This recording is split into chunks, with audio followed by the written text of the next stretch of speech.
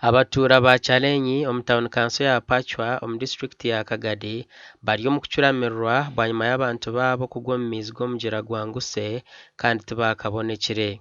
Abantu aba babaire nibaruga omu kibira kya Bugoma omu district ya Kikuube barikwambuka okugaruka omu maka gaabo omu district ya Kagadi nikwo eryato eri babaire nibatamburiramu okwibira rikabacuruka.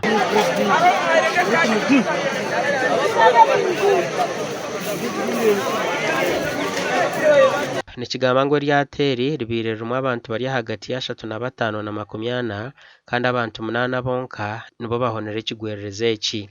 Abantu bano babaire nibaruga omu kibira kya Bugoma bakiragenda buli kiro buli nyekyakara batura ne bongana bagaruka nibatwara bongana bagaruka baitu abaine bagaruka then eryato lya yechanga lyazobora kuba niye kulembura lyagwa maizi abantu abakubona bagwama abamuhala abo bakutugamba ngo abantu babaire bahagati ya 35 na 5 na 40 abagwire mu maizi zena abamu nka 10 bakutugamba basobore kuba ne bahona runi ne basagukaho ne basobora kukolesa obukodi bono bukwawukana baruga mu maizi. Hajire kigonzi cyabasa kutera eryato ryabajumikamo abantu ababalimo hahonekera abantu bake abantu nka 15 kanga harana cy'abantu ka 8-10 bonga government aturashaba mutuyambe. Abaturano bajangwa abantu aba babire nibaruga kuronda ekyo kurya nikwe kutunga butandweji. Kanyonfu ne obusasi bwabayisezara nyo babiri Kahiji na Kachenji sasire muno ndana mbusasi obwingi nabantu nkora bali bayingi muno habo kulindira kyekitukura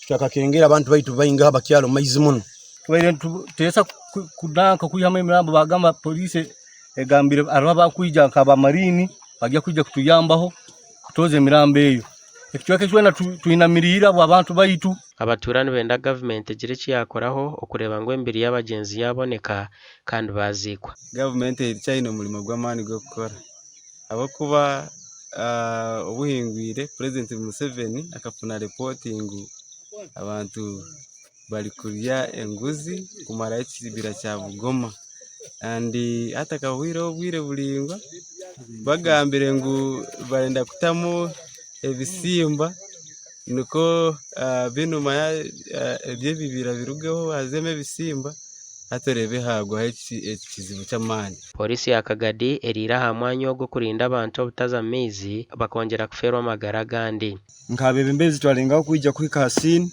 bete kyokongera twegeta kine tusangega abantu bamazire genda twalenga watu amanyisa polisi ya Kagadi yaija bayizirege mu bwire twalenga kukola ekibaye kisoboka abantu balema twalima kufuna n'omuntu n'omu twarugaho twaleka tukozere entekaniza anseri omurango gunkubaha obumezi mbutwala ekintu kikuru project mugirukanize government ero ijja kuyambiraniza niera afune enchi wamu yeyo kyo government ekufune enchi wamu bwangu takunge kufune ekikanga bwanga kino. Julius Hachiza Alan omugambirizi wa polisi omuchanga cha Albertine South yahamya amakuraga kana jango butandweji ebasa kuberesirwe okutabantu benji aha ryato.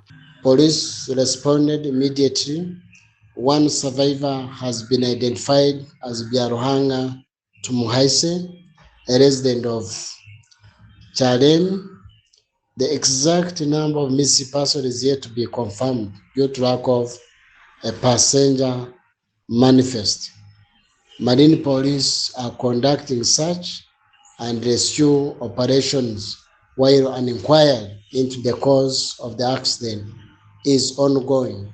Omukira kutwakwatiraho amakuraga enyonyi ebyo kwerinda yaberya higuru y'ekicwekeki okwetegereza embeera n'emiringo okuba kuza kuronda embiri y'abantu. Gasha kwa Thomas Tumwebaze.